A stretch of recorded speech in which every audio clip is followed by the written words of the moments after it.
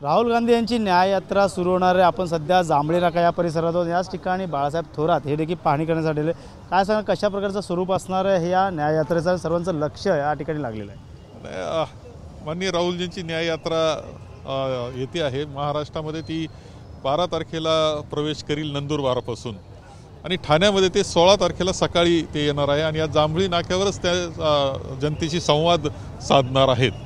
एक ऐतिहासिक ठिकाण आहे जांभळी नाका, याला एक इतिहास खूप मोठा आहे आणि या ठिकाणी ठाण्याच्या जनतेबरोबर ते संवाद साधणार आहेत आणि यानंतर ते मुंबईकडे जाणार आहे। खऱ्या अर्थाने जनतेला न्याय मिळतो का? ह्या न्याययात्रेतनं हा न्याय मिळणार का? आणि बघायला गेलं तर मणिपूर प्रकरण असेल, अनेक ठिकाणचे प्रकरण हे समोर आलेले आहे। अनेक दुर्दैवी घटना या देशामध्ये घडत आहेत।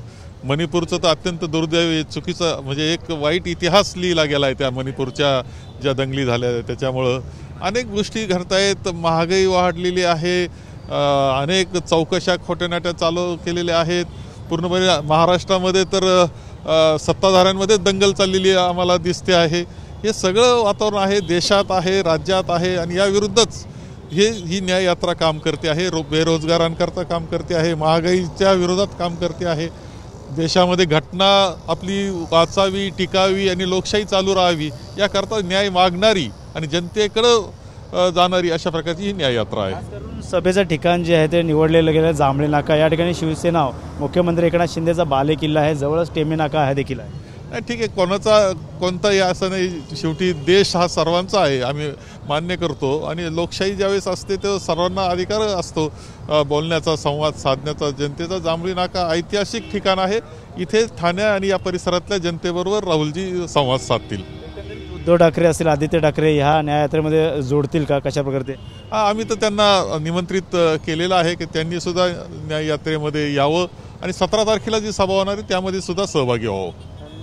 न्याययात्रेकडे लक्ष लागले, तरुण पिढी देखील मोठ्या संख्येने या ठिकाणी सामील होणार आहे। जरूर होतील, कारण तरुण मध्ये अत्यंत राग हा सध्याच्या सरकारांविरुद्ध आहे, मग ते केंद्र सरकार असो किंवा राज्याचा असो। जागा वाटप संदर्भात कशा प्रकारचा फॉर्म्युला ठरलेला आहे?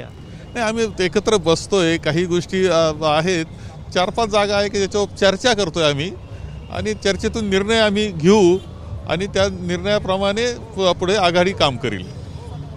घेऊ त्या पद्धतीने आघाडी काम करेल असं त्यांचं म्हणणं आहे। मात्र जी सभा जी या ठिकाणी होणार आहे हे जांभळी नाका ठिकाण आहे आणि याच ठिकाणी राहुल गांधी या ठिकाणी 16 तारखेला या ठिकाणी सभा घेणार आहे। न्याययात्रेच्या माध्यमातून अनेक मुद्दे मांडणार आहे, तर सर्वांचं लक्ष या न्याययात्रेकडे लागलेलं आहे। कॅमेरामॅन दुबेसह गणेशोरा, TV9 मराठी, ठाणे।